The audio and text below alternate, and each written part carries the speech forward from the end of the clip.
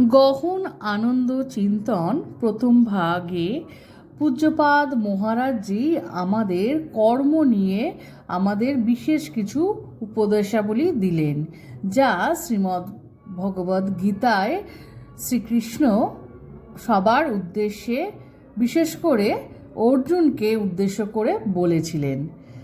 শ্রী শ্রী ঠাকুরের উপর আশ্রয় করার পরও কেন এত নিরাশ হচ্ছ? মা, এই সংসার থেকে সুখের আশা করো না। মহারাজজি এক ভক্তকে বললেন, কর্মকে কর্তব্য মনে করো, কারণ কর্মণ্যে ব্যাধিকারস্তে অধিকারও মা ফলে যু কদাচন। কর্মের ফলে তোমার অধিকার নেই, অর্থাৎ কর্মে তোমার অধিকার, তার ফলে নয়। শ্রী ভগবান অর্জুনকে কি বলেছিলেন? প্রভু, যিনি তোমার অন্তরাত্মার বিরাজিত, তিনি তোমাকে তোমার ইচ্ছানুযায়ী কর্ম প্রদান করেছেন। যতক্ষণ পর্যন্ত তুমি এই কর্ম সম্পন্ন না করছো, ততক্ষণ পর্যন্ত এই সংসার যে অসার, তা তোমার বুদ্ধি অনুভব করতে পারছে না। এই ধারণা যতক্ষণ না দৃঢ় হবে, ততক্ষণ তুমি ভগবানের দিকে এগিয়ে যেতে পারবে না। সংসারে এই ঝামেলা থেকে তুমি বুঝতে পারছো যে এই সংসার মায়াজাল, তার কোনো অস্তিত্ব নেই। প্রভুর কাছে নিরন্তর প্রার্থনা করো, সর্বক্ষণ মনে মনে তার নাম নিতে থাকো।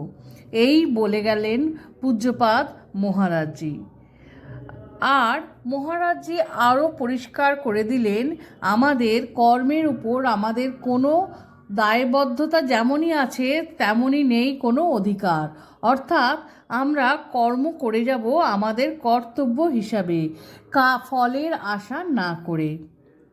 ছোট্ট ভিডিওটি আশা করি ভালো লেগেছে, কারণ এই ছোট্ট ছোট্ট মহারাজদের কথা থেকেই আমরা আমাদের সামনের দিকে কিভাবে এগিয়ে যাব, অর্থাৎ জীবন দর্শন ঠিক করতে পারবো। কারণ এখন যা বর্তমান যুগে অবস্থা, তাতে করে আমাদের ছোট্ট ছোট্ট করে খুব পজিটিভ থেকে ঠাকুর, মা, স্বামীজির কথার উপর ভিত্তি করে এগোতে হবে। নইলে যদি চারিদিকের এই হিংসা, মারামারি, একে অন্যকে লোভ বা একে অন্যকে নিচে দেখানো, এইসবগুলো যদি আমাদের মাথায় আমরা বসতে দিই, তাহলে আমাদের নিজেদের সঙ্গে সঙ্গে আমাদের পরিবারের এবং সমাজের সকলেরই ক্ষতি হতে পারে। তাই শ্রী শ্রী ঠাকুর, মা, স্বামীজি, আমার গুরু মহারাজ এবং অন্যান্য মহারাজদের শ্রীচরণে শত কোটি প্রণাম জানিয়ে আজকে ছোট্ট ভিডিওটি শেষ করছি। ভালো লাগলে সঙ্গে থাকবেন।